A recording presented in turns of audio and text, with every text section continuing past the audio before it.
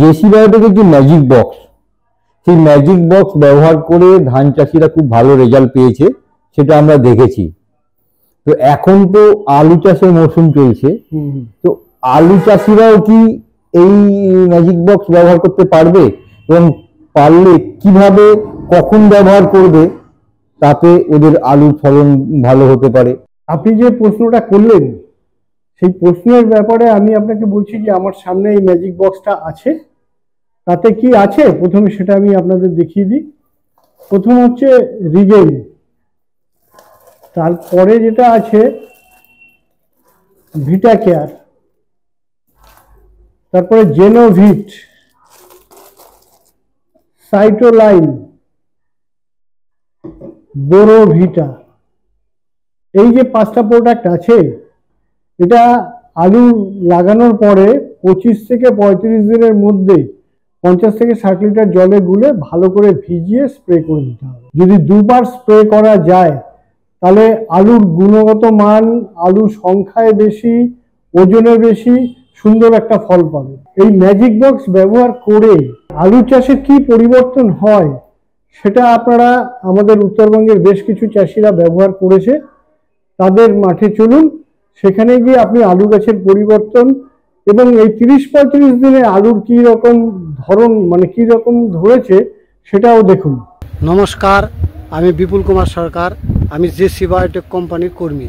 আমি আজকে এসেছি আলিপুরদুয়ার জেলার ফালাকাটা ব্লকের ভুটনিঘাট গ্রামে রামপ্রসাদ সরকার মহাশয়ের আলুর জমিতে।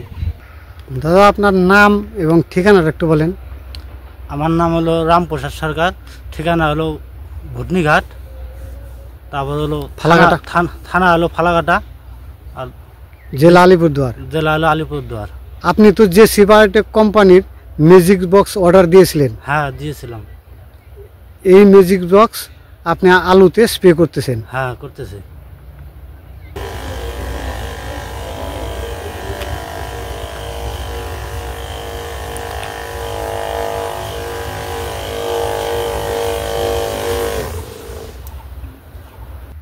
নমস্কার, আমি শ্রী মন্তেশ্বর রায়। আমি একজন জেসি বায়োটেক কোম্পানির ফিল্ড স্টাফ। আমি এখন দাঁড়িয়ে আছি গ্রাম চৌহদ্দি, পোস্ট অফিস গাড়িয়ালটারি, থানা ধূপগুড়ি, জেলা জলপাইগুড়ি।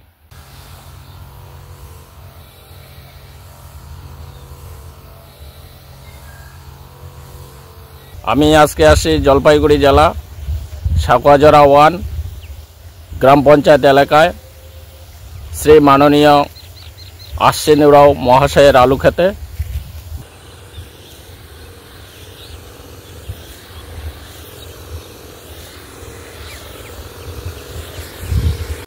আজ আমরা এই টাকিমারির 12পাটিয়া নাথুয়ার চরে দাঁড়িয়ে আছি, একটা আলু খেতে দেখছি।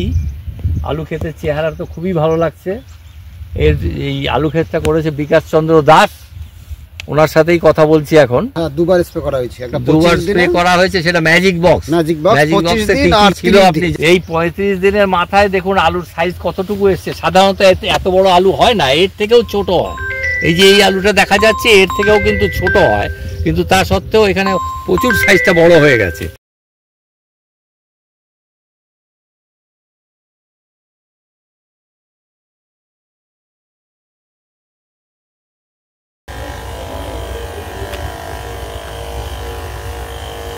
দেখলেন তো ম্যাজিক বক্স ব্যবহার করে আলু চাষে কি পরিবর্তন হয়েছে। তাই সময় নষ্ট না করে যারা আলু চাষ করছেন তারা অন্তত একবার এই ম্যাজিক বক্স ব্যবহার করে দেখুন। ম্যাজিক বক্স কি করে পাবেন? নিচে স্ক্রিনে দেওয়া নাম্বারে ফোন করুন।